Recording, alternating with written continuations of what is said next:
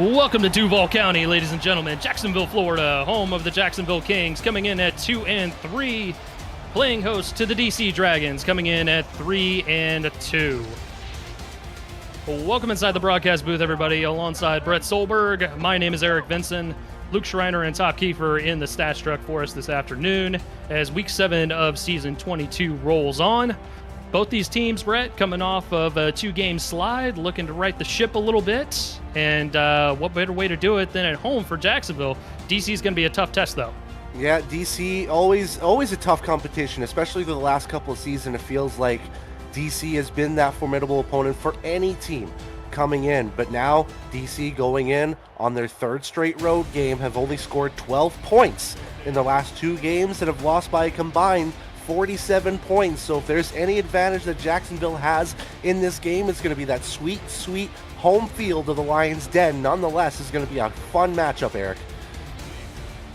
And it's always great being here at the Lions' Den, being a Jacksonville native myself. Always great to come back and call games for the Kings.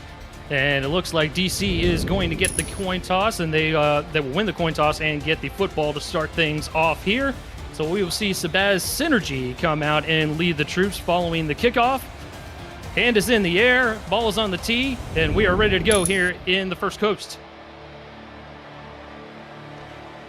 Back of the end zone, take a knee, and we'll start things off at the 20-yard line. Number 7, Sabaz Synergy comes out, 6'5", 230, 9 seasons in the league, Offensive Rookie of the Year back in Season 8. Yeah, and he's a guy that's going to be definitely a key in terms of the Jacksonville defense, but he has struggled over the last couple games. Just looking at just his Fort Worth game and his Canton game, he's thrown 5 interceptions and no touchdowns in the last 2 games. Offset single back is going to be number 20, Kevin Say. 3 wideouts in the formation as Synergy is under center. He'll hand it off to Say, right up the middle, trying to find some room. And we'll get tackled after a short gain of 3. That was by Yun Vaught, the free safety. We'll get a look at the DC Dragons offense here after this play, as you see them floating up on the screen.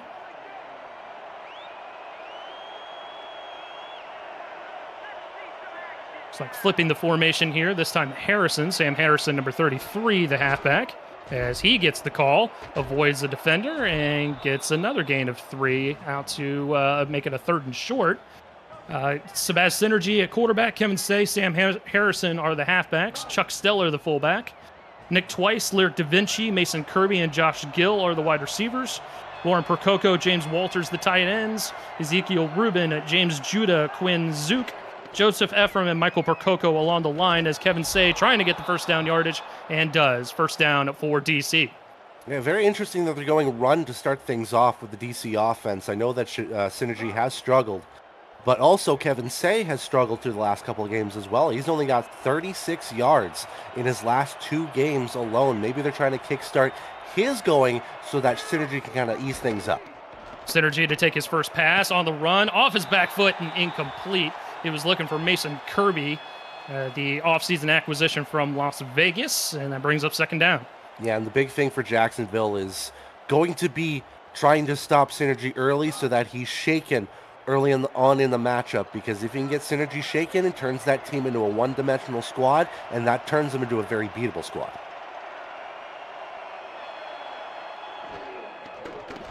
Second down for Synergy.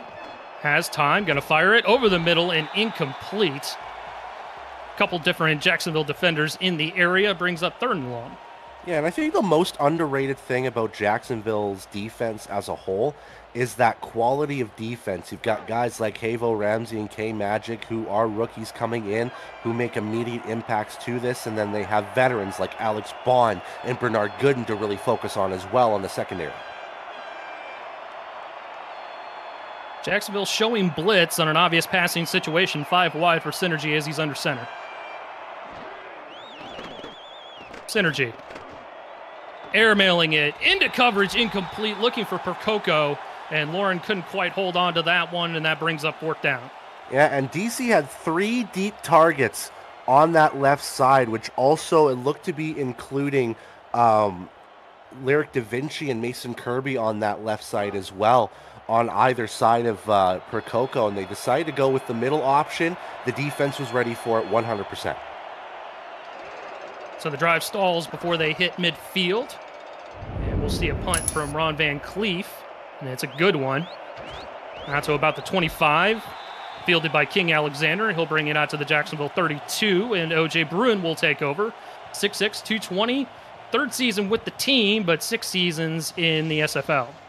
Yeah, and O.J. Bruin is going to be one of those guys that's going to be either your best friend or your worst enemy when you have him on your team, because you're either going to get a stellar performance out of him or he's going to throw 6 interceptions. So Jacksonville has to have something set up so that Bruin can keep his composure and get those passes accurate. He's taken 11 sacks, thrown 2 touchdowns, but 8 picks this season. So looking to get himself right against the tough task against this DC defense.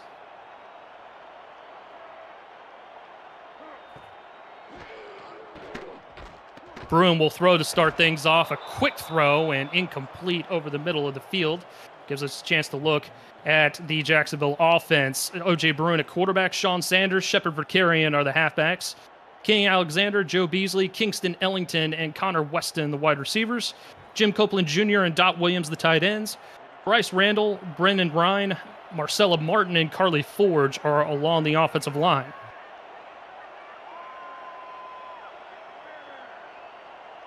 Second down, single back is Vicarian. Bruin will throw again, sidearms it, but it's batted down at the line of scrimmage.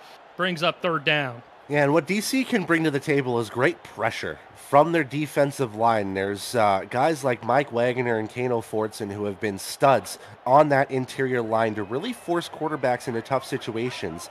And that's led to DC getting 6 sacks through the season so far, all of them from the interior line. Bunched receivers towards the top of the formation for Bruin. He will throw that way into coverage, looking for Weston, and incomplete. So it'll be a 3 and out for Jacksonville to start things off. And early on, both these defenses are really sound in terms of the passing game here. Both Synergy and Bruin have both struggled in this game. Both are 0 for 3 to start. Yeah, there has not been a whole lot of breathing room for any of these wide receivers on both sides so far, but still early on. As we'll see a punt by Liam Price. Fielded by Mason Kirby. He'll bring it out to the 28-yard line with 8:14 to go here in the first. If you're new to the Simulation Football League, welcome. The SFL is football for everyone. Get off the sideline and start your player today by joining our Discord server at simulationfl.net. Click the Join the Community button and begin your career, or just to meet the stars of the SFL on and off the field. It's never too late to get involved.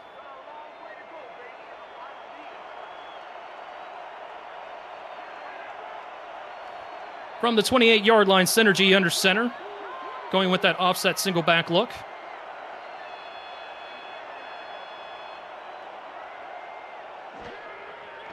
And Synergy will throw. Quick fires it. Ooh. This time finds Mason Kirby in a tight window there. Good coverage by Alex Bond, but it's a first down for DC.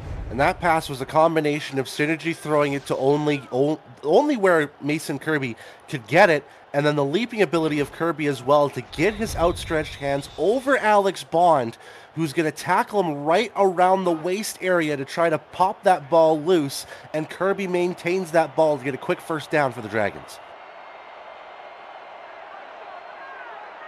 About the 41-yard line here.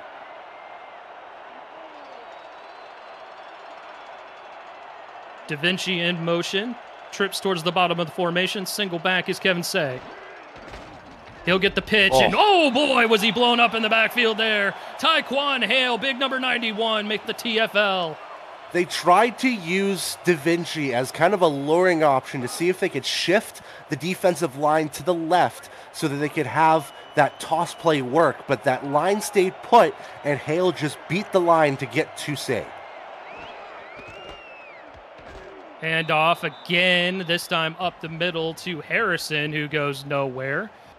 And that tackle was made by John Martin, number 55. Yeah, and Martin's going to be that guy where you've got to be careful where he is at all times. You have to remember, he led the league last season in tackles for loss. He had over 25 tackles for loss. He doesn't have as many yet this season. That's now his fourth. He only has 4 this season, so be careful of him. Synergy throws one-handed grab made by Lyric Da Vinci, and that'll move the sticks for the Dragons. That's going to be our nice hands catch of the game, brought to you by Retroid. Put a Retroid handheld in your hands and play the only video game with your player in it, SFL 4K23. And this might be the first mistake that Jacksonville has made in terms of the secondary. You could see that Roy Towers just pushes back a little bit too far, which leads to the opening of Da Vinci on that pass. 4th all-time in TFLs for Taekwon Hale a couple plays ago. That's his 200th career TFL, so congratulations to him. As Synergy going to hand it off to Say, who's trying to avoid defenders and gets a good chunk of 6 on the play. That'll give us an option to look at the Jacksonville defense. Taekwon Hale, we mentioned him. P. Fedor, Logan Gardner along the front 3 there. John Martin, Dallas Knowles, John Patrick Levine, and Tigga Clay are the linebackers. K-Magic, Havo Ramsey, Bernard Gooden, and Roy Towers the corners. Jan Vaught, Justin Andalus, Alex Bond, and Dylan Bamsler are the safeties. 2nd down and 4 for the Dragons. Pitch play again, goes to Say, tries to spin out of a defender and gets tackled by Martin instead at the line of scrimmage, brings up a 3rd down. Yeah, that was a good stop by the Jacksonville D after Say got that big 6 yards on 1st down. Still an open playbook, though, for DC here on this 3rd and 4. 5.5 to go here in the opening frame. I formation for the Dragons on 3rd down. Handoff goes to Harrison. Harrison trying to find some room, and he'll get stopped just short of the line to gain. A good stand by the Kings defense. No, that was really good because Harrison was really trying to beat everyone down, as it looks like Stephen Mullinax, the head coach, is going to place his red flag down and try to challenge the spot of the ball here. So we're going to take a retroactive look. Take the ad. Let's take a retroactive look at the play presented by Retroid. Get your SFL console at GoRetroid.com. And head coach Stephen Mullinax challenging the spot of the football. I don't know if he's going to be successful on this one, Brett. It's a little hard to tell. Yeah, we're going to take a look at it closer. We're looking at where that football is placed as Sam Harrison's shoulder goes down, and it looks behind the line. You have to remember that 1st down line is just a marker for the audience. It's not a true marker of the 1st down. And it looks like the ruling on the field is going to stand. DC going to lose a timeout on the unsuccessful challenge, so it will remain 4th and inches for the Dragons, and we'll see if the offense stays out on the field. I do have to ask something. Are those glasses on Stephen Mullinax legit, or did he have that tattooed on him? Oh, that's a good question there. That's a good question. I wouldn't put anything past Stephen Mullinax, obviously, as he leaves the offense out here on 4th and inches. This is perfect play for Say here. Kevin Say with the pitch play, but Jacksonville sniffs it out, and it's going to be a turnover on downs. Man, was I ever surprised to see Tigga Clay just push right past the line, right on it. And interestingly enough, we're going to see a 2nd challenge here, this time from the Jacksonville front. I think Frank Gooden sees something. And it makes sense because actually they had given them a 1st down on that play. So this makes sense to go ahead and throw the challenge flag because I don't think that he got it. Clearly watching it in real time. What a start to this 1st quarter here. We had a little bit of a lull, and now we've got ourselves 2 challenges. And like I said, Tigga Clay just breezed through that line and got behind Kevin Say on the toss play. Again, looking at that shoulder, I think he was behind the line of scrimmage even. And they are going to adjust the ruling on the field. It will be a turnover on downs, and Jacksonville will not lose a timeout due to the successful challenge. Stephen Mullinax very irritated on the sideline after losing a challenge and then his team not able to convert on 4th and short. And we have a little chess gamesmanship going on between Mullinax and Gooden between these two, and now Jacksonville gets the turnover on downs here at the 34-yard line. We'll see if that's the momentum that Jacksonville needs on offense, going 3 and out on their first possession here. Their defense getting a very strong stand against the Dragons. And with 5:03 to go, ball set up at the 34-yard line, 1st and 10. Bruin to throw. Pressure coming from his backside. Throws incomplete. And a good hit there by number 22, John DeSantis. Definitely jarred the football loose. And here's something interesting that we've seen so far. 4 throws from O.J. Bruin, well covered by the DC defense. Only 1 target so far to his favorite target in Connor Weston. I would be shocked if that continues through the rest of this quarter. 2nd down now. Pitch play. Goes to Vicarian. Vicarian tries to lower his shoulder. But again, a good tackle, a good play by DeSantis brings up a 3rd and 5. Yeah, and wide open space on that left side as well, because you just see it right on that play when it was live. Just wide open field for Vicarian, but doesn't get the necessary yardage for the 1st down. Now it's 3rd and 5. Bruin to throw. Looking. Fires it short to Vicarian, and a good open field tackle by Jason Strongbow. And that's going to bring up a 4th and short for Jacksonville. And again, great defense work by the secondary of DC, shoring up anything deep and forcing O.J. Bruin to go to the check down option well short of the 1st down. So again, another 3 and out for Jacksonville, still trying to find their footing offensively, punting the football away back to DC. Fair catch called for and made at the 15-yard line by Mason Kirby. They'll spot it at the 16. That's where DC will take over. Yeah, and both these offenses for these teams still trying to tread some water in the shallow end of the pool right now. Trying to see how these defenses are feeling it. Right now, both these defenses delivering at this point. But this would be DC's moment. If they want to get themselves a long 4-5 minute plus drive, this would be it right here. Offset back is going to be Kevin Say. He'll get the carry. Up the middle he goes, and Martin gain tackles him alongside Tigga Clay for a short gain of 3. Yeah, and so far through the 1st quarter, they've really shut down that run game of only forcing them to run roughly 20 yards of total rushing through their 10 attempts so far. So they've really just shut things down and tried to force Synergy's hands into throwing the football on his 2-for-5 completions.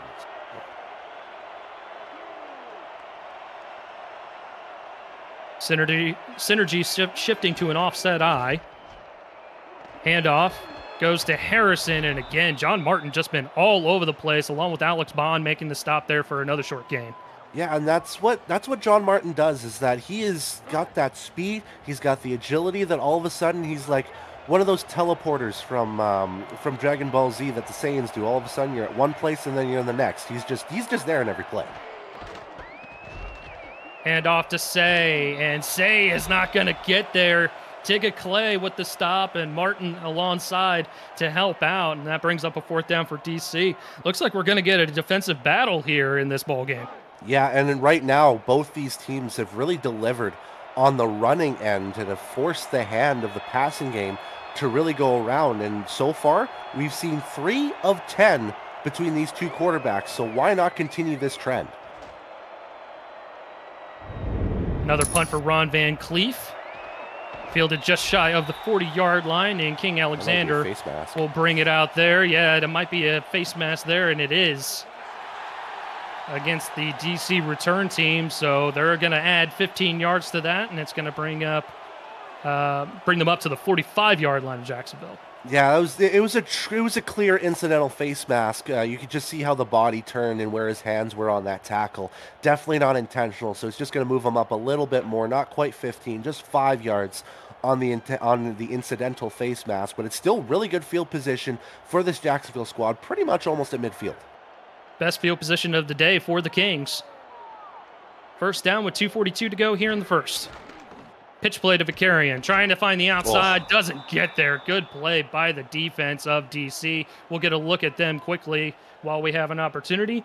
Jose Fuentes, Nick Fargo, John Gary, Mike Wagner, Kano Fortson, and Jason Bourne all shifting in that front 4 of the defensive line. Declan O'Rourke, Ben Bowman, and Jason Strombo, along with Saheed Gore, are the linebackers. Peanut Say, Jadoobie Doo, Daryl Bullock, the corners. John DeSantis, Tyler Highfield, Josh Vasquez, and Kev Say Jr. are the safeties. As we get another handoff for Jacksonville, this time to Sean Sanders, who gets about 5 yards back, and it's going to bring up a 3rd and long. Yeah, very interesting that both these teams are still trying to go a little run heavy as we get to the tail end of this second quarter. You'll see the total yardage. It's not been great for either side. It's been especially worse for Jacksonville. They've got to find that passing game to work. Bruin in trouble. He's going to go down. Safety blitz by Tyler Highfield, and he gets the sack, forces a fourth down, and Jacksonville can get nothing going offensively.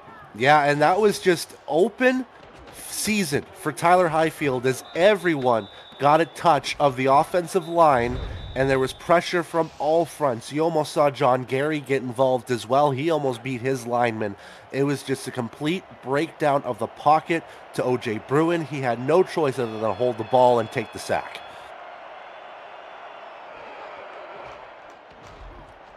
So once again, another punt for Jacksonville.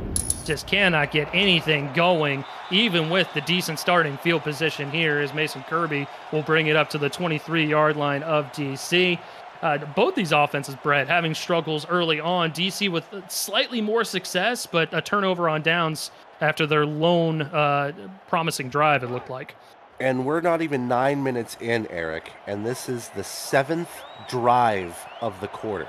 Some drives that we've seen in the SFL in the quarters have taken off at least half the clock of the quarter. But right now we're on drive 7.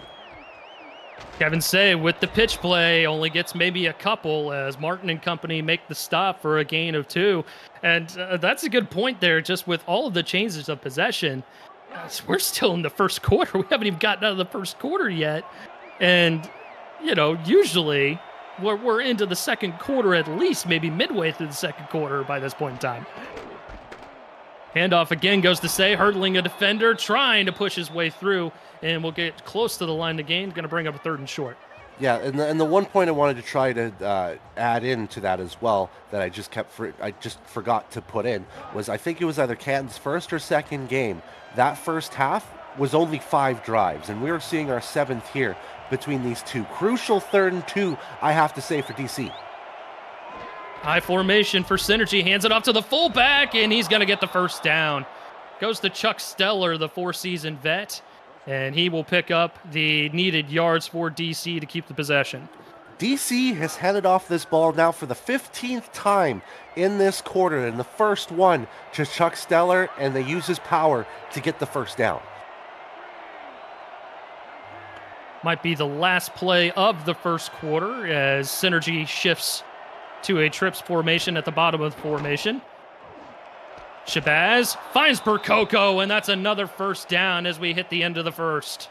And finally, the doctor checks in after 2 targets not going her way, finally gets herself an appointment with the football, and it's another first down to move DC chains forward before the end of the first quarter, hopefully to shift that momentum to their side. And speaking of shifting, we will shift on over to the second quarter of action. 0's on the board, but it looks like DC may be finally finding their offense. You're watching the Simulation Football League, presented by APM Music, live on the SFL's YouTube. Eric Vinson here, Brett Solberg there. Luke Schreiner and Top Kiefer in the stats truck for us this afternoon. Week 7 of action in Season 22 of the Simulation Football League. DC with a fresh set of downs after that catch by Lauren Percoco, who goes in motion. Synergy to throw. Blitz coming. Ooh. He's going to fire it. Tipped and incomplete. Looking back towards Percoco there, but that was a dangerous play from the start, Brett. Yeah, it was from the start, but you have to give credit to Synergy for throwing that ball out because he had pressure on his his right side coming through. His pocket was collapsing, saw Percoco open, but give credit to the Jacksonville defense. They played zone and had 3 defenders around the vicinity of the area, finally got a hand on it.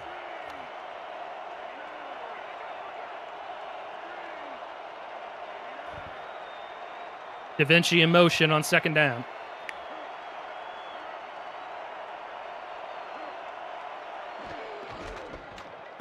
Handoff up the middle to Say, churning his feet, and is going to get 4 yards as a result, brings up 3rd and 6. Yeah, and we always know that Kevin Say has the ability to just breeze past defenders with his speed, but sometimes we forget about his strength as well. That's easily a 0-yard play turned into a 4-yard play because of safe strength. Right at the midfield stripe, 3rd and 6. Jacksonville showing blitz. They'll send it. Synergy fires it. Percoco with the catch. Another first down for DC. Yeah, and what we've seen so far this season, that the perfect deterrent to blitzes in the SFL this season has been just go routes from tight ends, because you'll end up just getting open from someone. But in this case, it was just a post route from Percoco on the slot side, just finding herself open in the middle of the field. So Jacksonville has to keep an eye on that middle of the field on those blitzes moving forward.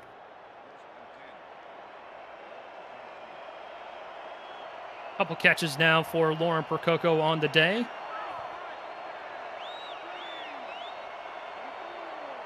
DC just shy of the 30-yard line, going to hand it off to Say, and again, John Martin just holding down that middle of the field. Nothing doing there. Gets a good chunk of 4 yards, but either way, John Martin is not someone you want to mess with in the middle of the field there, Brett. Yeah, however, for the first time in this game, we're actually seeing an offensive squad really threaten down the field. And with that passing game starting to open up for DC, that run game is starting to pay dividends. That's the first time we've seen a positive gain in a while for DC. Sam Harrison trying to find the corner, and guess who? 55, John Martin getting in there for another stop. And he's just going to continue to pile on the stats here. That's his 5th tackle in this game. He's got, well, it says he has 8 here. I wouldn't be too surprised if he's got some assists in there as well. But he has already been all over the place. We're not even 12 minutes into this game. It might be a 20-tackle game if he's not careful. Play action this time for Synergy. Going to try and step up. It gets buried in the backfield. He got the business end of that hit there by number 97. And, man, Otis Givens just laid it to him.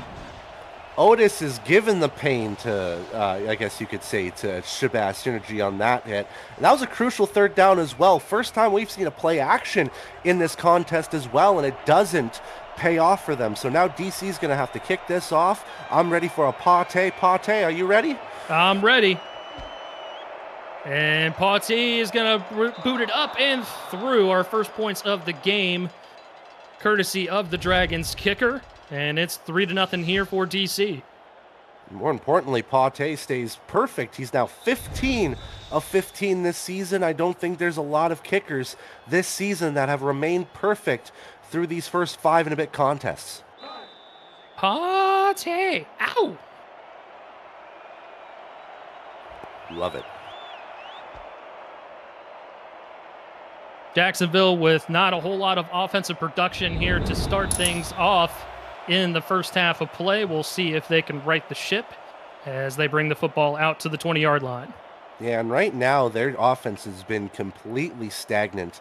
And it's all due credit to the DC defense really figuring out what Jacksonville was trying to do to start off that first quarter.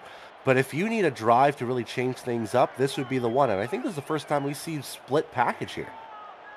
I believe you're correct. 3 3-and-outs to start things off for the Kings on offense. Haven't even gotten a first down yet.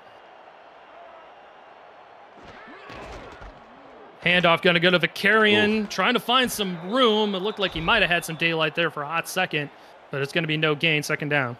Yeah, and he decided to go right to Leonard Davis, the guard, and see if he could push himself forward. But that defensive line for DC has really given the offensive line trouble through this contest so far. This time going I formation, 3 receivers in that formation. Delayed handoff goes to Sanders, and he gets 3 on the carry. As Jason Strombo makes the stop, brings up another 3rd down for Jacksonville. Yeah, and again, Jacksonville has kind of veered away from their initial start, which was throw all day from O.J. Bruin. They've gone run, I believe, in the last 2 drives as well. And now it's forced them into a 3rd and 7 where it feels like they have to pass. And Bruin will throw, and incomplete. He was looking for Connor Weston, but great defense once again by the DC secondary, this time by Tyler Highfield, and that brings up another 3-and-out for Jacksonville. Yeah, and it's just been a rough going for Jacksonville offensively. They just can't figure that DC defense out. They've tried the run, it hasn't worked. They've tried the pass, it's worked less. As you can see here, not even averaging a full yard per play through these first 13 minutes. Liam Price with the punt. And it's a boomer back to the DC 30-yard line. And Mason Kirby will bring it up to the 33. So at least they're flipping the field position here, courtesy of the Jacksonville punter. But man, oh man, Jacksonville's defense is going to have to get a turnover here to set their offense up in plus territory. Yeah, that's the 4th punt from Liam Price as well. So he's got plenty of action through these first 13 minutes as well. Now for DC, if you want to take advantage of a situation, you get a touchdown here, it's going to feel like an insurmountable lead even if it's 10. Kevin Say trying to find some room and gets a good gain of 8 on first down. Looked like that might have been one of the Say specials right there where he just shimmy steps and off he goes to the races. And again, when you open up that offensive line and you give Say a path, he's going to find that path and just breeze right by it. That was a quick 8 yards as well. I would almost say 7.5, but they're going to give it 2nd and 2 here. Handoff. Harrison trying to find some room and gets buried in the backfield. John Martin and company looked like it was P. Fedor as well, and John Martin is hurt.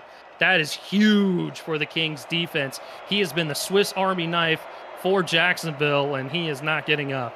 But you know what that means? It's next man up for Jacksonville. And I'm looking at someone like John Patrick Levine. I'm looking at Dallas Knowles, the second in the list for the inside linebacker. They need to step up at this point to fill that loss until Martin gets back. Dallas Knowles, the rookie 23rd overall pick for the Kings in this most recent SFL rookie draft. You see him there, number 99, in the middle, trying to make the stop, and Say is going to be stopped. 4th and short again. And I don't know if Stephen Molinax is going to be too quick to throw that challenge flag this time. I don't think so. He still does it anyways. That's even more emphatic from last time. Boy, oh boy, you gotta love Stephen Molinax's enthusiasm. We're gonna take a 3rd retroactive look here, Eric.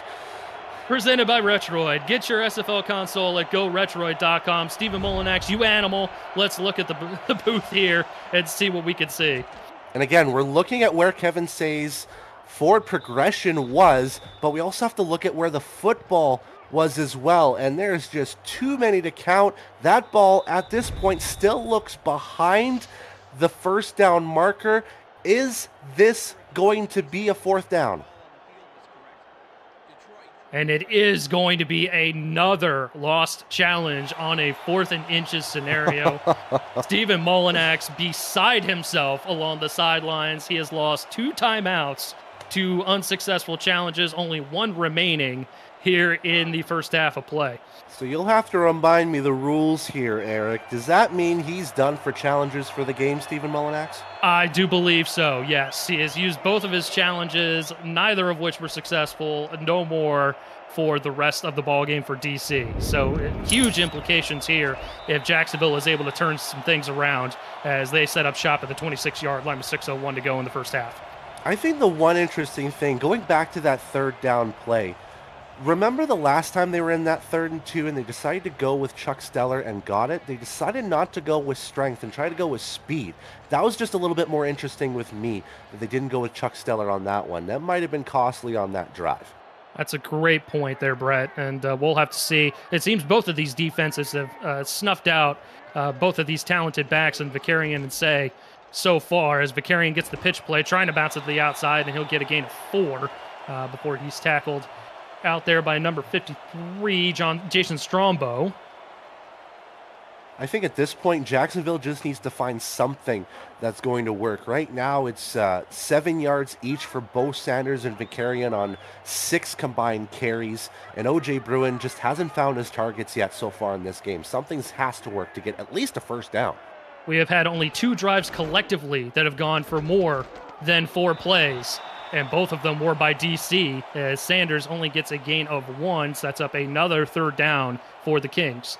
Yeah, and this might be another situation where O.J. Bruin's going to have to force himself to throw that football and try to get that completion percentage up. He's only thrown this once since the last time we spoke, and he's now 1 of 6. 3rd and 5, split backs. Bruin will throw. Pressure coming in his face. Oh, and he almost threw a pick there. That was an ill-advised throw. Jadoobie Doo out there ready to take that one back to the house. And the biggest issue with that throw from Bruin is that he decided to laser it instead of trying to arc it over the smaller man in Jadoobie-Doo and see if he can get his target, because there was some separation between Jadoobie-Doo and his target.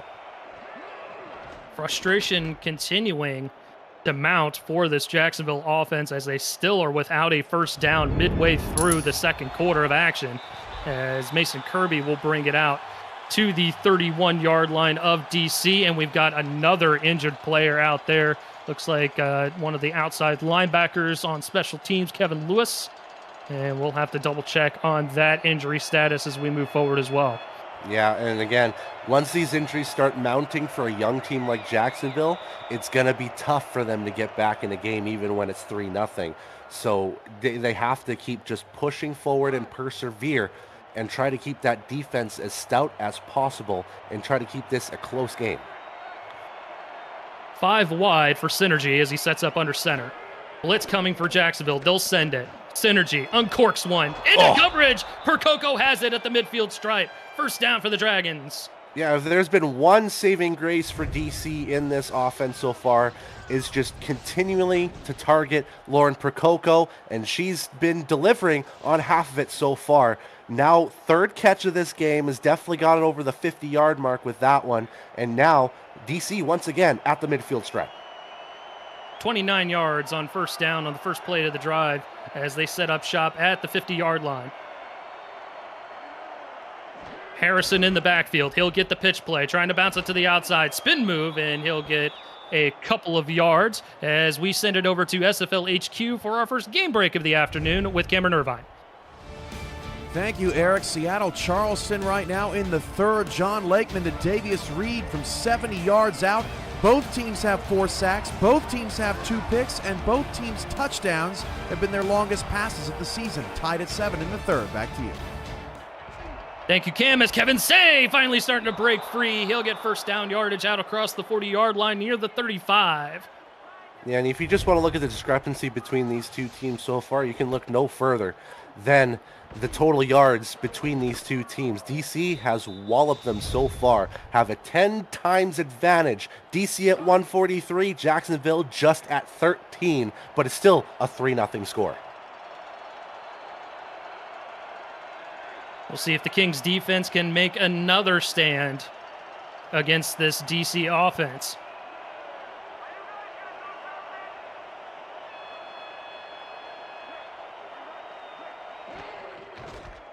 Synergy, handoff goes to Harrison, avoids the first defender, turning his legs, and he'll get 9 yards, and that was a hard-fought 9 yards for Sam Harrison. And it really feels like this drive is starting to become another opening for DC to at least get something out of it, because something's starting to work here. Sam Harrison now is breezing by for 9 yards. Kevin Say got a 10-plus yard run, his longest of 13, and Shabazz is starting to get his passing game a little bit more effectively now. I formation, handoff goes back to Say, first down for DC. And that might be the important aspect of just this first half, is just getting first downs. And DC has found a way on this drive. You mentioned earlier where it's DC has had both of the drives that have had more than 4 plays. Well, let's add another one here. This is their 5th play. Pitch play goes to Harrison. Tyquan Hale was ready for that. It seems like the pitch play is just not working as much as it usually does for this DC offense here today, Brett. Well, I think it's not working on one side. We've seen that toss to the left not work so much, but we did see a toss to the right. Kevin Say got a couple of yards out of it earlier, but anywhere Tyquan Hale is at, he's going to stop you. Which seems like a foregone conclusion. Synergy gonna throw. Almost threw a pick. He was looking for Da Vinci. I don't know if he was on the same page or not with his receiver, as Yun Vaught almost took that one away. And again, when you're playing a zone defense, you have to worry about just arcing that ball over the defender instead of trying to laser it through. We've seen both these quarterbacks now try to just speedily try to zip that ball past, and it hasn't worked. 3rd and long, 2:17 on the clock here in the first half. Jacksonville going to send blitz. Synergy lofts one, incomplete in triple coverage. He was looking for Mason Kirby, and Jacksonville gets another stand We'll see a Pate field goal.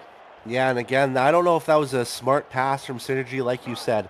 Immediate triple coverage between Kirby and his defenders, and there wasn't really much of a hole to try to pass that football through. So we're going to have party time once again from 44 yards. Pate up and right down the middle, 6-0 for DC, as the only 6 points on the board are courtesy of the DC Dragons kicker. Liking that game so far? Smash the like button and subscribe to the channel if you haven't already. The SFL produces over 400 events a year. There is no one else that gives you more football. Don't miss a minute of SFL or SFLM action and help the channel grow through your continued support.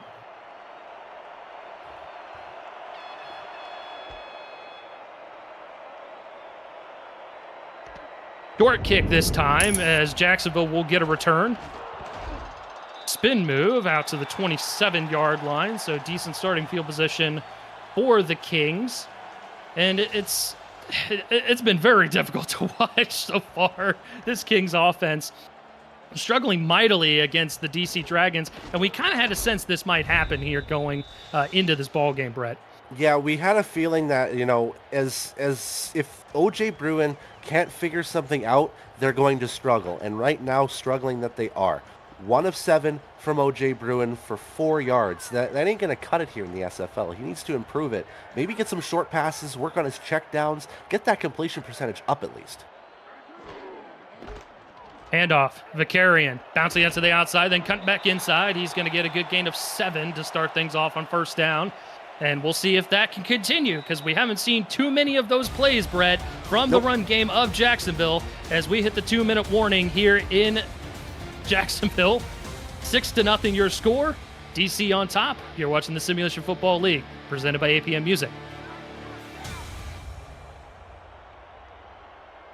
Eric Vincent and Brett Solberg here in the booth. Luke Schreiner and Top Kiefer in the stats truck for us this afternoon. Jacksonville trying to get their first down of the ball game. Handoff, Vicarian trying to find some room, and he does get a first down. Kings fans rejoice as they finally get that first down. And for the first time in this game, the Lions Den has kind of roared because they finally have something to celebrate with a Jacksonville first down. And yeah, this Lions Den has felt like a dragon's nest through this first 19 minutes. Clock continuing to roll. Bruin, delayed handoff goes to Sanders, and he only gets maybe a couple. Clock continuing to roll. Jacksonville with all 3 timeouts. DC only with 1 after 2 unsuccessful challenges. Yeah, that's going to be key here. If Jacksonville can get themselves to midfield, I wouldn't be too surprised if they start getting themselves utilage of their timeouts. Handoff back to Vicarian. Again, not a whole lot of breathing room as DC makes the stop. And I believe Jacksonville will call their first timeout. They'll have 2 remaining. Yeah, this one was kind of a forced timeout made by the DC defense because that run game ain't working. Again, now we're in a situation, 3rd and 8, you're going to force OJ Bruin to throw that football, and you need to get 8 yards for that first down.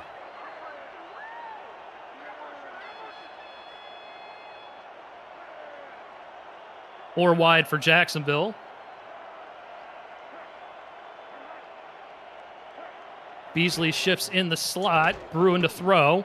Gonna fire it that way and incomplete.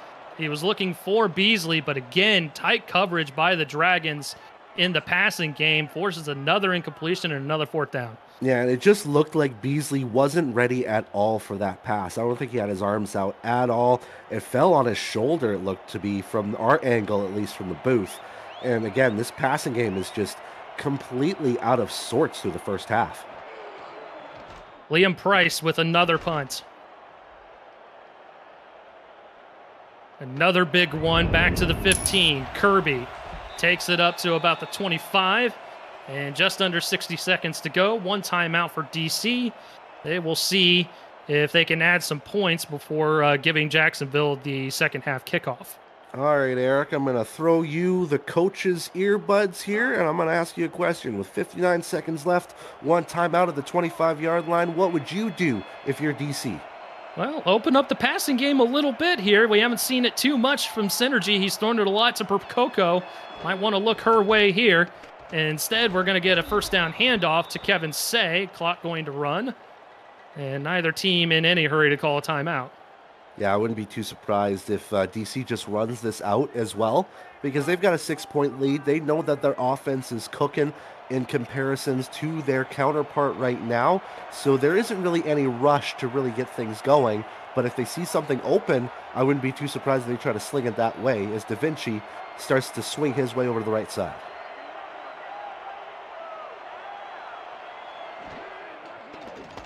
Blitz coming, Synergy over the middle, finds Percoco again. And it's going to be a 3rd and 4. Again, clock continuing to roll. And I think we're just going to be content on either side of the field, taking this into the half, Brett. I think we might see one more play. Wouldn't be too surprised if it's just a run play for, looks to be Sam Harrison on that backfield area. It's actually Kevin Say, it looks like. Instead, they're going to throw. Good blocking by Synergy's going to go down.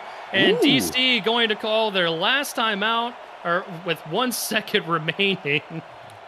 4th and 9. Good grief. You know, this is my favorite portion of the second quarter. 1 second left. Oh, you could have gone Hail Gary. Should have done it. Stephen Mullinex, what are you doing?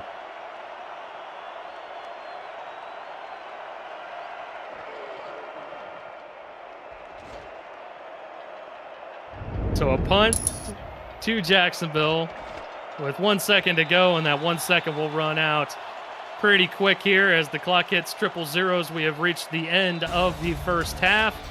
DC with a 6-0 lead, and I would argue is a commanding 6-0 lead just based off of what we have seen from the Kings offense here at home, Brett. And we'll get a look at the first half stats and highlights. Well, I think the biggest stat that we could probably highlight right now, 2 quarters, 10 punts between these two teams.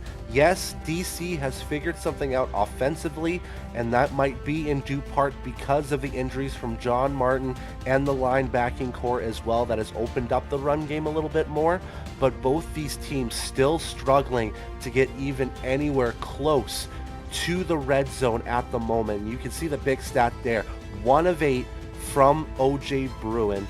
And even though Shabazz started off a little bit slow, he hasn't picked it up fully. He's 6 of 12 for 96 yards.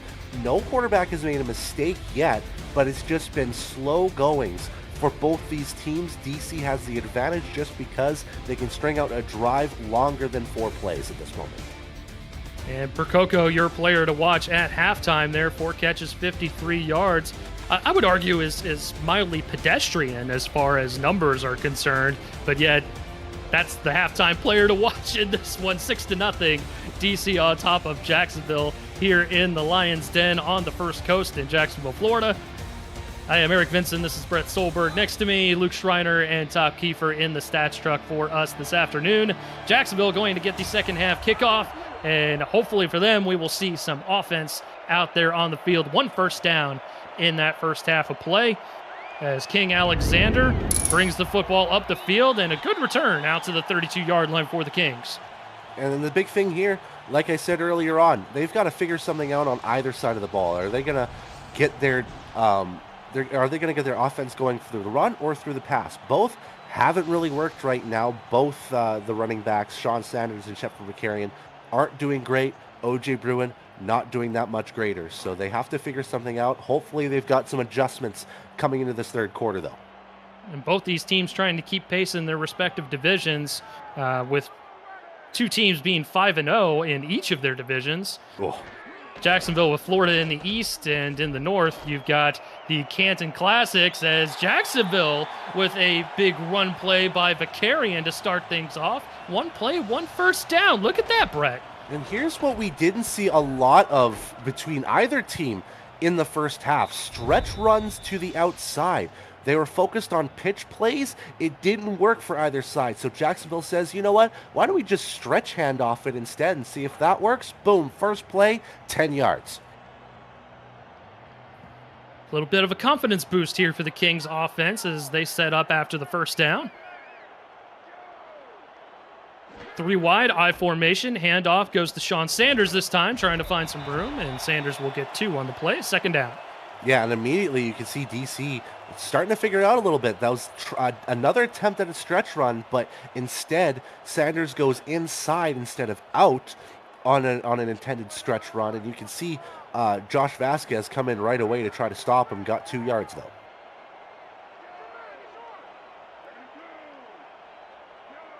Back to the I formation, going to shift Kingston Ellington over to the bottom here.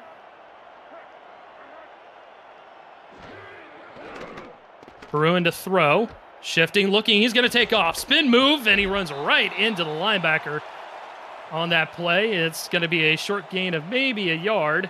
Declan O'Rourke was happy to just welcome him with open arms. Yeah, and you can see there was 6 on the line, which surprisingly enough on that formation, Mike Wagner was one of the outside linebackers that went to the line, was also part of that tackle as well, the Bruin. Bunch receivers towards the top. Bruin to throw. Blitz coming. He's going to throw it short and couldn't reel that one in. Ellington, it was going to be a low catch to make and probably wouldn't have gotten the first down. But either way, you got to make those grabs there, Brett. Yeah, very easily. It's both the fault of O.J. Bruin throwing that ball too low and the fault of Kingston Ellington not just having popcorn on his hands apparently, and just slipping that ball all the way under, and now just not making that case of the passing game any better for them and continuing to make that worse for O.J. Bruin's stat line. So a beneficial start for the Kings on offense to start things off in the second half.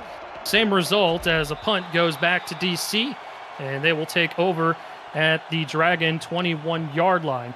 Stay tuned for SFL announcements on enhancements and new features coming to the progression system, plus the location and details on the 2024 convention. The SFL is committed to improving the league and its convention each season, and the next level of play off the field, in the pool, and on the portal is coming soon.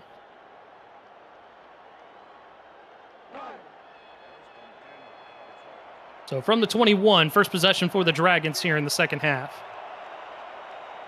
Synergy 6 of 12, 96 yards in that first half of play.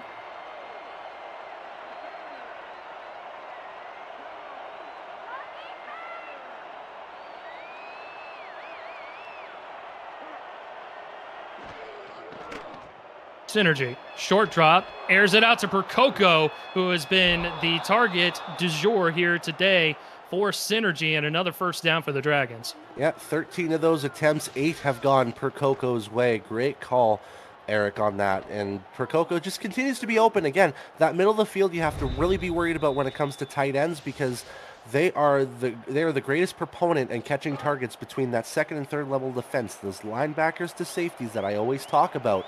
And Percoco has really taken advantage of it over the last couple of catches. That's why we hashtag throw it to the tight end. Handoff up the middle, goes to the fullback. Second carry for Chuck Stellar as he'll get 3 yards on first down. Yeah, and Stellar is your traditional just bruising fullback. If you need a couple yards, he's going to give you those couple yards.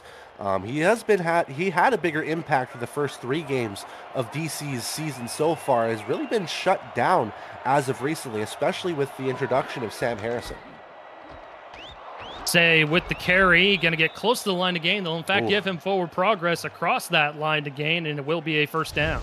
I'm not entirely sure personally if he got that first down, but I know his hand got past. I don't know about the football, though. Are we going to see a 4th challenge in this football game? And it looks like we're not.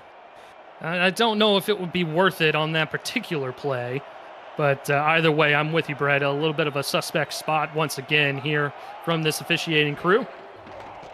Pitch play goes to Harrison. Harrison is able to get at least past the line of scrimmage as big number 93 gets in there, P. Fedor with the stop.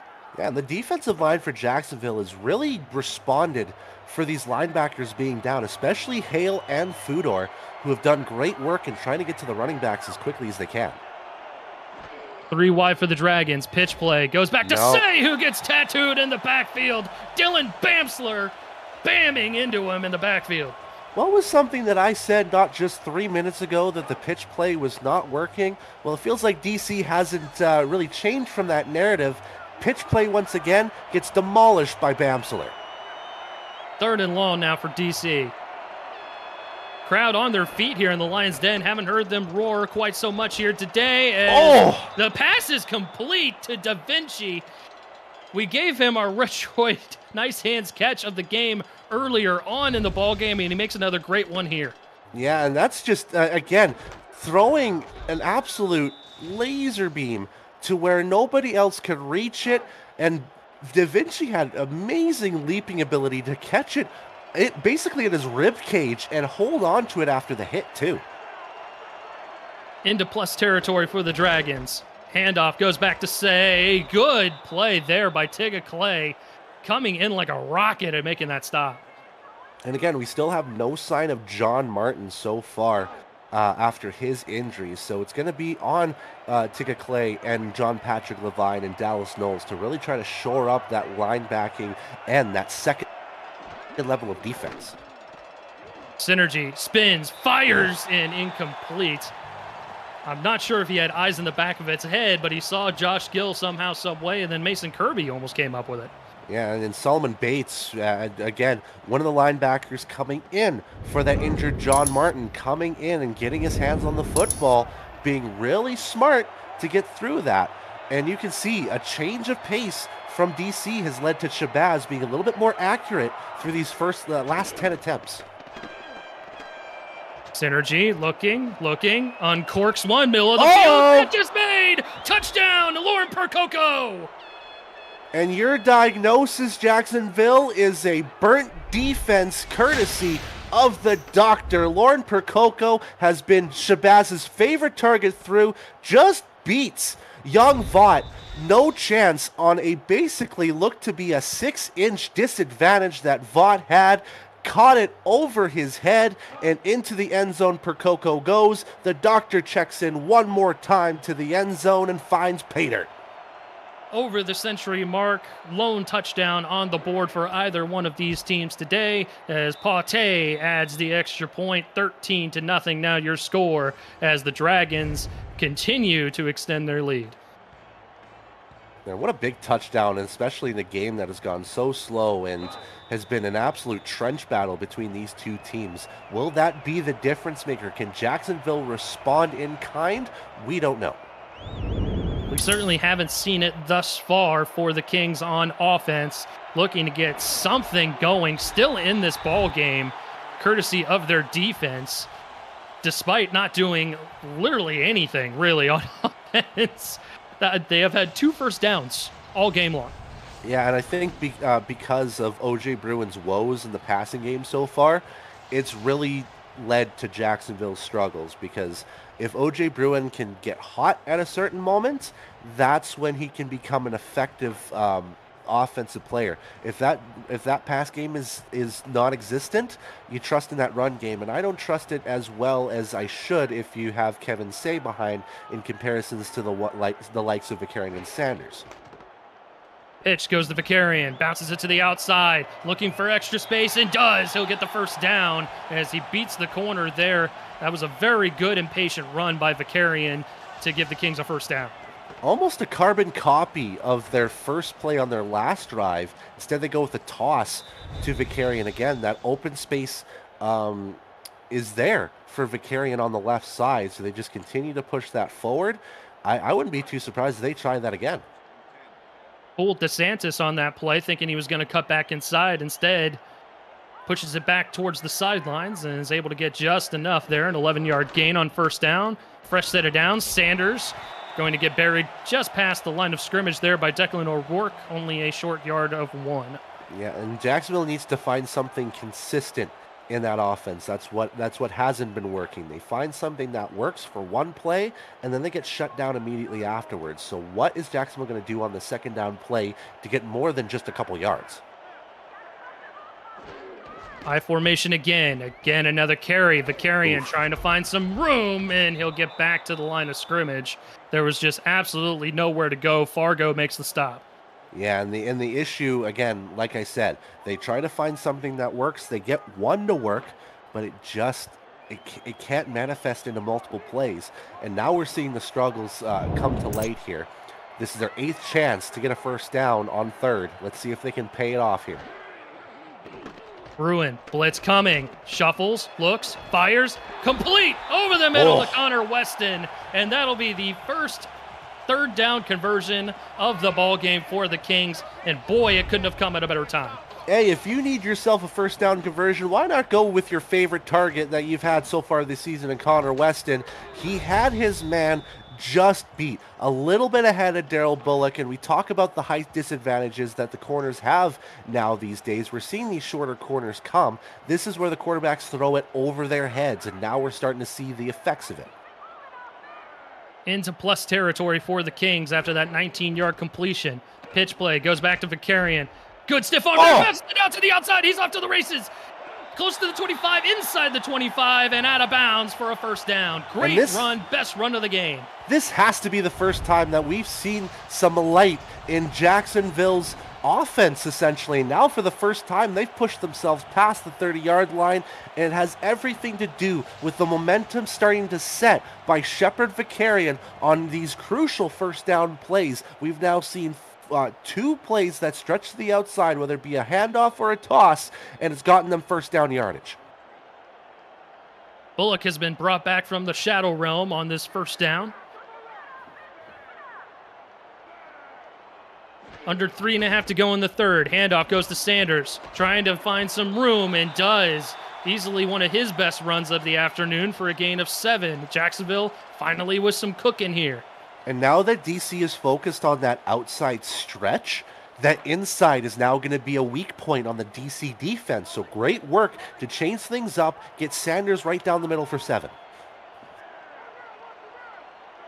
Inside the SFL red zone, handoff, Vicarian. Looked like he was going to bounce it outside, and I think he probably should have, Brett. He might have gotten a whole lot more, but is able to get first down yardage. And I agree with you there. There was open space on either side. Could have gone left on the outside, probably would have gotten the first down. Tried to trust on his strength, though. Didn't quite work. They're going to give him the first down, though. Again, that's been what's been happening with this officiating crew, giving them the forward progress a little more than what we typically would see, as another handoff goes up the middle, this time to the tight end / fullback, and that's Dot Williams, number 81. Yeah, and Williams hasn't had a lot of passing love through these first 5 or so games, only 2 receptions, so they're trying to get him more involved, and he's been kind of like the de facto fullback in certain formations, and he got you a yard. That's pretty good. Bruin to throw, blitz coming, throws it, catch is made by Connor Weston, reaches down below his belt to make that catch, and it's a 1st and goal. And now, since this run game has started to work, it's starting to calm OJ down a little bit here. His last 2 throws have now been completions. This one maybe a little bit shaky, but it still finds Weston, who's been really the only beneficiary of the passing game so far. And look at this, Jacksonville at the 2-yard line. They could make this a 1-possession game if they can punch it in here. Against all odds, 1st and goal, Jacksonville, handoff, Vicarian. It's end zone. Touchdown, Jacksonville. And there's some life in that Jacksonville offense after all. In what felt like they were just stuck on gear 1. Couldn't get any higher in terms of their gears. They find this long drive that goes close to 4 minutes, 10 plays, gets themselves a massive breath of life into that offense. Now, like you said, Eric, 1-score game. Against all odds, we have ourselves a ball game here. 13-7 now the score as the Kings march 10 plays, 74 yards, capped off with that short touchdown run by Vicarian, who waves hi to his mom. Yeah, and simply to say, we have Luke Schreiner up in the booth, and he just told us things just got interesting here, ladies and gentlemen. Also letting us know that was 35 yards for Vicarian on that drive. Great stats there from both Schreiner and Kiefer there in the stats truck for us this afternoon, as the kick by Bradshaw goes out of the back of the end zone. To the 20-yard line we go for DC, and they might be scratching their heads a little bit along that Dragon sideline. Well, we still have to remember, there's still plenty of football left. We got 11 minutes and 46 seconds left. Anything could happen in the SFL. DC's got to be ready. 4 wide, Synergy to throw. over the middle. Uh-oh. And it's incomplete. We've got a penalty marker, but man, that was a crazy play. I think we might get pass interference. Wow, that's a late pass interference call as well, because that ball was probably a yard or two past the intended receiver as well. We'll see it on the replay. Trying to cover that flats, that middle of the field. Again, you can see maybe the action occurred right afterwards. There was impediment of the route, but like I said, it was past the football at this point. I would almost say that's a questionable call. And that was on Solomon Bates as well, the fill-in for the injured John Martin, who we have not seen back in action after he got injured in the second quarter of play. So fresh set of downs for the Dragons. Synergy to throw again. Looking, firing. Wow. Catches made again by Da Vinci. He has made 3 of those catches, all of them not easy in the slightest, but all of them big plays. You know, Percoco might be the main benefactor of the pass game for DC, but Lyric Da Vinci really sets drives up, and especially so with a deep bomb going his way once again. Another setup play to get DC's offense going in a drive led by Lyric Da Vinci. Back to the run game. Harrison with a good run as he crosses the 40-yard line for a gain of 8. Yeah, and right now the run game is really complemented the pass game really well so far. Kevin Say has had a couple of nice runs, which has really opened up the field, and now Sam Harrison getting involved has been crucial in that offense as well. Was an all-star selection just a season ago. Second season in the league. Handoff goes back to Kevin Say. Say will get the first down as they stretch it across the 38-yard line, I believe. With how DC really moved down the field, I think it is to their benefit if they slow things down, get that run game going a little bit more, shed some clock so that if they do get a score out of this, leaves Jacksonville not a lot of time left. From the 34, pitch play, Harrison trying to find some room, but there were 3 purple jerseys in the area, including Bates, and that's going to be a no gain. And we will get an injury report after this quarter here to see the status of John Martin, to see if he is going to come back in this game. But Bates, I would say, has done adequately well to kind of fill in for that position. Last play before the end of the quarter. Synergy over the middle. One-handed grab by Josh Gill, and that's going to be a first down for the Dragons as we hit 000s in the third. Yeah, Josh Gill, probably one of the most dominant wide receivers in the league once upon a time. Just getting his first target in this game, you can see how the offense was really fed to Lauren Percoco through this game so far. We've reached the end of 3. Get your 4s up in the chat. We've got one more quarter of action. We will pause for a moment for league rights. You're watching the Simulation Football League, presented by APM Music. Of the Simulation Football League is intended for the private use of our audience. Any rebroadcast, retransmission, or account of the game without the express written consent of the league office is prohibited. Welcome back to Jacksonville as we get a look at the injury report here. Going to be out for John Martin with a torn hamstring, and doubtful for Lewis, the backup outside linebacker, as he's got an injury there. So both of those guys we will not see probably on the football field. Martin for sure, as it's a 13-7 ball game here with 1 quarter to play.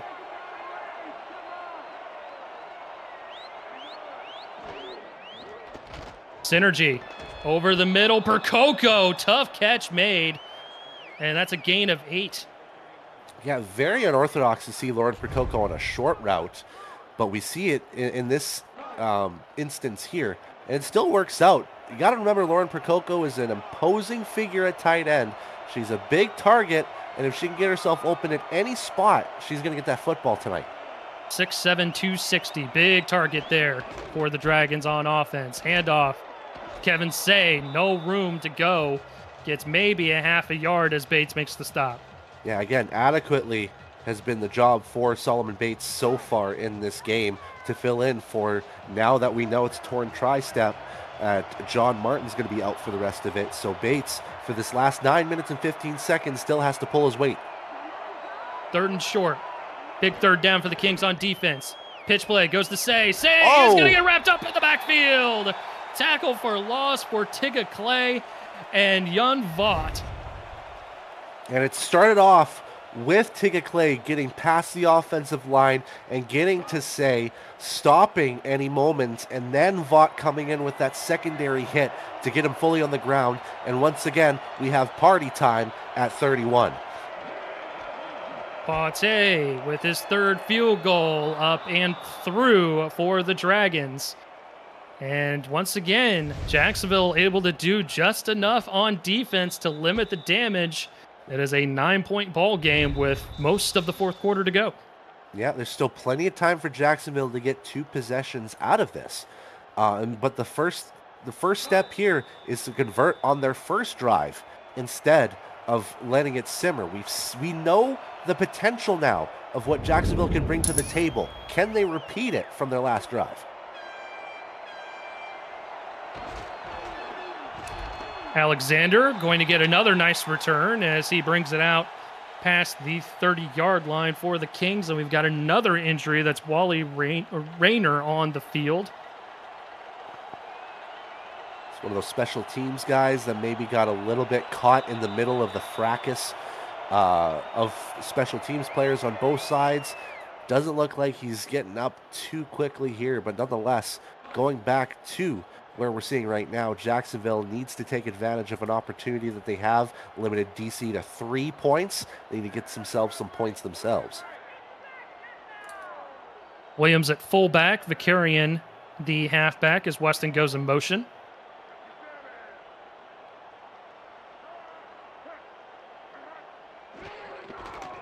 Handoff goes Vicarian's way. Shifts his field and is able to get 4 yards out of the deal on first down. Yeah, and again, they're trying to go with the run game to see if they can set the momentum. They decided to go inside, which has worked kind of every now and again, but that outside stretch, if they can get that going, that's going to be their bread and butter.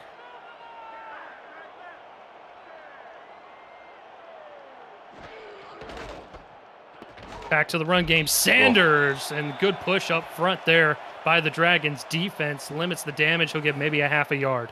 A giant swarm of purple and blue/white jerseys all around that middle of the field. I don't think Sander was going to get even 2 yards on that. 3rd and 5. Bruin fires, top of the screen, incomplete, looking for Weston, but again, DC doing a great job on defense in the passing game, brings up 4th down. Yeah, and that was Jacksonville trying to see if passes to the sideline were going to work, going Weston's way again, going to OJ's favorite target when things are desperate, and it just doesn't work. A one-on-one battle, it takes the advantage of the defense, and now for the 6th time, Liam Price is going to punt the football away. And Jacksonville going to put the honors on the defense here to make a stop against DC and get them the football back with 7:39 to go here in the 4th quarter. APM Music is unrivaled music to bring your stories to life, inspiring every production with the world's most robust and constantly refreshed music collection, state-of-the-art technology, and world-class customer service. APM Music is the official soundtrack of the Simulation Football League. To explore their library and to find the perfect tracks for your projects, visit apmmusic.com.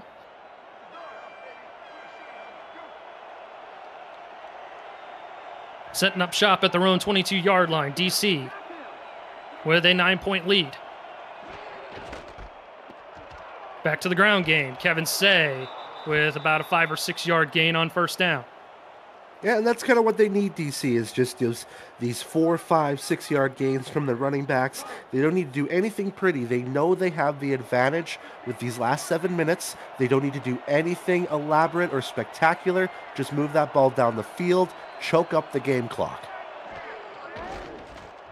Pitch goes to Harrison, trying to bounce to the outside. It does. Tigga Clay ready for him, and it's going to be a 3rd and inch. How many of those type of spots are we going to see today for the DC Dragons, Brett? Man, the spots for both these teams have been very suspect. I would almost want to call that a first down. Maybe they're calling Harrison's knee going down before anything else, but it's been a tough one, Eric. And DC out of challenges, using them both in the first half, both of them unsuccessful, so no opportunity to throw that red flag any longer, as Say will get the first down regardless. Bates with the tackle. And again, it looks like DC's game plan is just to choke the clock away from Jacksonville, give them no chance. Again, run after run after run. Trust on the three backs that they have. See if Chuck Steller can get involved as well. We've seen a lot of Harrison. We've seen a lot of Say in this drive so far. And Harrison going to be the one in the backfield offset. He'll get the carry. Up the middle he goes, and Jacksonville's defense ready for him. Clay with another stop after a short gain of 2. Yeah, and Jacksonville's defense just has to be ready for run, because that's probably what we're going to see in this drive to see if we can to see if Jacksonville to see if DC can run this clock away. So their goal is get to that line, demolish anybody who touches the football. But we're going to see empty field on 2nd and 8. Yep, 5 wide, synergy under center here. Fires. Catch is made by Josh Gill. What an outstretch of the arms there to snatch the football away in the midst of 3 different Kings defenders. Yeah, there was one leaping defender trying to get in front of the football, just could not get his hands through. See how close Bernard Gooden was from grabbing that interception. Instead, it goes into the hands of Josh Gill. A key first down for DC. And keeps the clock going as they get into Jacksonville territory as well. Back to the ground game. Say, spin move, gets free, still taking defenders with him as he gets a first down for DC. Another backbreaker for the Kings defense. Sometimes you just have to throw your hands up in the air and say, it's not fair. Kevin Say's too strong. Look at him dragging 2 beastly defenders, including Logan Gardner, to the first down marker. There's no stopping Kevin Say. Those are 2 big defensive linemen that he was dragging with him across the line to gain. Great run by Kevin Say, and we will see a fullback run from Chuck Steller as he gets 6 yards. Yeah, and you gotta love just the spread of the wealth in terms of handing the football off for DC. Kevin Say's got 27 carries. Sam Harrison's got 13. Now Chuck Steller getting his 3rd carry. We've seen close, over 40 carries between these running backs. And there's number 41 right there. Say will get the first down as they are just pushing the Jacksonville defense to their limit here with these run plays. Actually, it was the 44th carry, if you read the math properly, Mr. Solberg and Mr. Vinson, as someone said in the stats booth there. But nonetheless, if you keep feeding that ball and try to shed that clock, this is what you're going to see. The math doesn't math. First down, clock continuing to roll. Pitch play goes to Harrison. Somehow squeezes his way through 2 Kings defenders, and he'll get 6 yards out of the deal. Yeah, and I don't fault DC for just running this clock out, because that's what you do when you're up 9 and you don't want Jacksonville to have a sniff or a snowball's chance of getting back. You're inside the red zone, definitely within potty range, and just continue to feed that rock to your boys in the backfield. Under 4 to play. 2nd and 4, offset I. Synergy doing a great job keeping an eye on the play clock and milking the game clock at the same time. Say doing a great job taking virtually every Kings defender with him on every time he touches the ball, and it's going to be another inches to go spot. Yeah, and this is going to be a big play for the defensive end of Jacksonville. If they can stop DC's running of the clock at this point, it gives them a little bit of a chance. But if they can't stop them on this 3rd and inches, it's going to be tough running the rest of the way.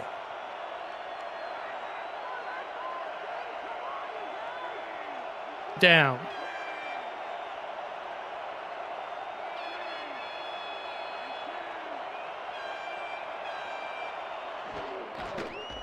Handoff. Harrison gets the first down and more as he gets inside the 10-yard line to probably about the 7 for a 1st and goal.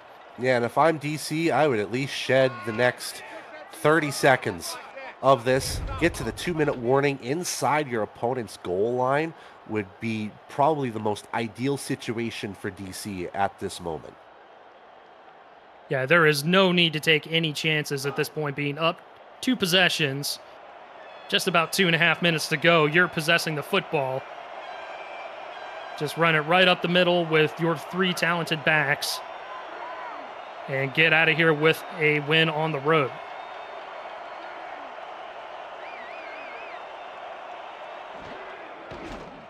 Synergy pitch play to Say. Kevin Say dragging defenders again. He'll get down to the 1. And that might be a benefit for Kevin Sale not getting to the end zone, because they're going to push this all the way to the 2-minute warning, and they've got themselves 2 chances to get to the end zone and the final nail of the coffin for Jacksonville's hopes. That is a great point, Brett, as we do hit that 2-minute warning here in Jacksonville. DC with a 9-point lead. You're watching the Simulation Football League, presented by APM Music, live on the league's YouTube.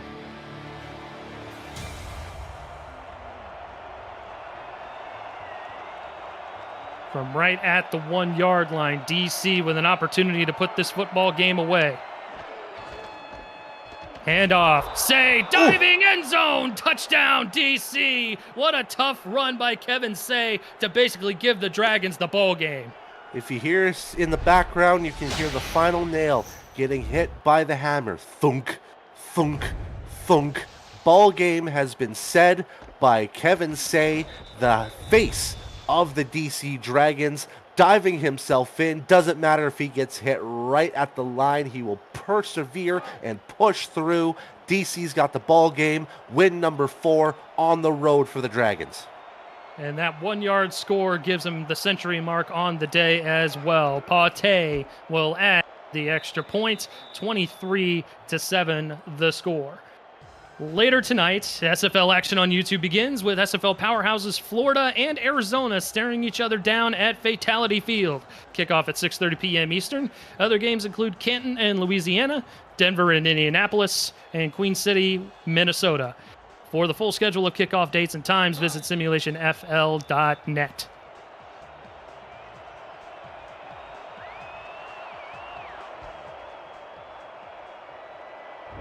Just under 2 minutes to go here in the 4th. Jacksonville looking to make this respectable. And a good return there as he bounces it out to the 34-yard line. We'll toss it over to SFL HQ. Cameron Irvine with a game break. Cam. Thank you, Eric. Watch this. Just before the 2-minute warning, I think Seattle thought Charleston wasn't going to snap it. They do, and then Nick Hoagland breaks a tackle and scores. Charleston, who scored 0 in the first half, scored 3 touchdowns on their 4 second-half possessions and upset Seattle 21-10. Back to you in Jacksonville. Thank you, Cam. Seems like we've had 2 similar ball games here in this afternoon block of games in Week 7 on Sunday. Oh, DC dominating possession here, almost doubling up. Just shy of doubling up. That math doesn't math.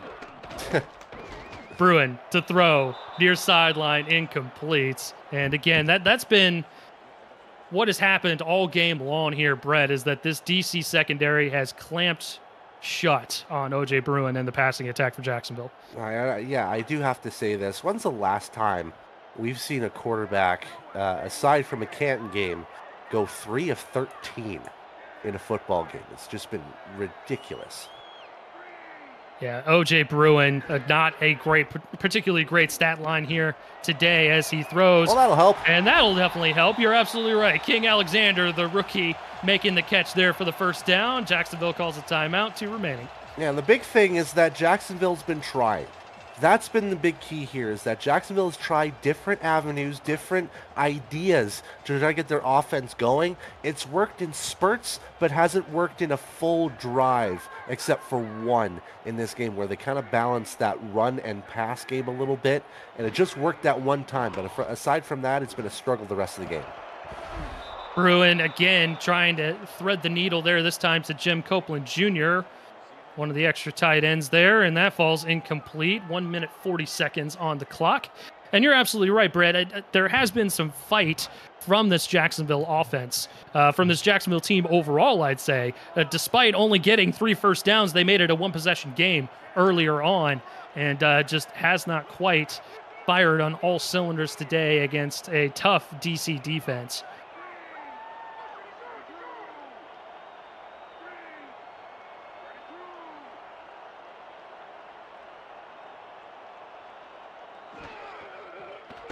Bruin to throw, blitz coming, he's going to throw it. Weston with a tough catch, and that's going to be a first down for the Kings. They'll call their second timeout. Yeah, and Frank Gooden on the sidelines, he's been trying to say that, it's not it's not all on OJ, but you have to also discredit OJ a little bit because his throws have been erratic here and there. He's been trying to challenge those throws as well. Yes, your receivers are dropping the football, but he's also got to throw it to his guys that are capable of trying to catch them in open opportunities, which haven't been there due to DC's great defense. Bruin throws a pick. Bullock finally undercuts Weston on one of those throws there, and that's going to definitely do it here. Yeah, and case in point, that was a bad throw from OJ that went right into the hands of Daryl Bullock. There was no chance of Weston throwing that. It should have been over his head, which has worked a couple times for both these quarterbacks. But unfortunately, that'll do it for Jacksonville's game. They will be more than likely stuck at those 7 points if DC decides just to kneel this ball here. But, I still give them a great effort for trying to change things up. But unfortunately, DC had their number today. Yeah, DC definitely had their number today. That's for certain, as Jacksonville burns their last time out. No more remaining. And it was a good game for both teams. Like I said, Jacksonville put up a very good effort, especially on the defensive side of the ball. Despite, offensive struggles throughout the course of the ball game, keeping their team in it and at least keeping them within, an outstretched arm. But no, it's exactly it. They did what was necessary to keep things close. It just got to the point where DC started to break away, and it took until late in the third quarter to do that. Yep, absolutely. And to go back to your point, talking about O.J. Bruin and the offense and the receivers, it's a collective effort. You're absolutely right. It's not all on Bruin. Bruin was making the throws that he could, given what this DC secondary was giving him. And then the receivers, the drops, not necessarily making the plays where they should, that's on them as well. So it is a collective effort on this offensive side of the ball that the head coaching staff, Frank Gooden and company for the Kings, will have to take a look at going forward.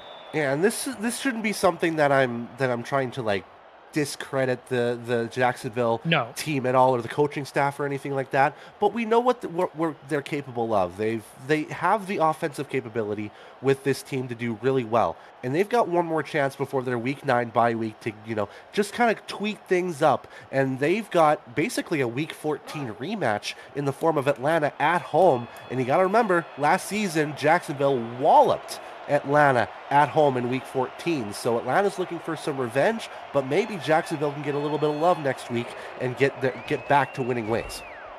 Meanwhile, DC is going to head into their bye week in Week 8, sitting at 4-2 in the tough North Division. As Jacksonville, with 6 seconds to go, will take over at their 47-yard line. Both these divisions are very, very tough divisions, by the way, the North and the East. Yeah, and especially with Atlanta being 3-3 heading into this week. They've got themselves a bye week, if I'm not mistaken, this week. So they just worry about this coming matchup against Jacksonville here. And right now, both teams are looking at Canton and Florida at the top of their division, which is going to be tough, but especially things to improve on moving forward. Bruin going to fire one last pass, and that one's picked off by DC. That will definitely do it as the clock hits triple zeros. Interception by Tyler Highfield, the safety, does the trick, and DC will get the victory here in Jacksonville this afternoon. Yeah, that one's kind of a tough pill to swallow. Your last two throws from Bruin, you can understand why they throw that one in the last play, but unfortunately gets picked off, and it doesn't really give O.J. Bruin much in terms of stat department. But nonetheless, DC going into their bye week with the victory after two, I would say, kind of disappointing games from Fort Worth and Canton on the road, but they finally get themselves turned around, get a win column back on there, and get themselves back to second place in the North Division, which is all important moving forward as we slowly start to talk about playoff positioning. Yep, 23-7 the final score. DC with the victory, doubling up the Jacksonville Kings on offensive total yards, and doubling up the time of possession, understandably so as well. OJ Bruin, not a great day today. Certainly want to tip our caps to the DC secondary for making it tough on him all game long. Really just made them one-dimensional and had them focus on that talented backfield of Vicarian and Sanders. Not a whole lot that Jacksonville could do here today. Their defense did very, very well to keep them in the ball game. As you can see there from the box score, kept them within one score in the third quarter. DC just a little bit too much here today. Brett, who's going to be your player of the game? And you know what? I feel like the highlight might be on Lauren Percoco, but I have to give Kevin Say credit. He still persevered through, got his carries, got 97 yards and a touchdown, probably officially at the 100-yard mark if I'm being honest here. But nonetheless, he was a big impact player in that second half, so my game ball goes to him. Well, on behalf of Brett Stolberg, Luke Schreiner, and Top Kiefer in the Stats Truck, my name is Eric Vincent. Thank you for tuning in here this afternoon, and stay tuned for this evening. We've got Florida and Arizona coming up at 6:30 p.m. Eastern. We'll see you then. I'll see you all in Indianapolis. Bidoo!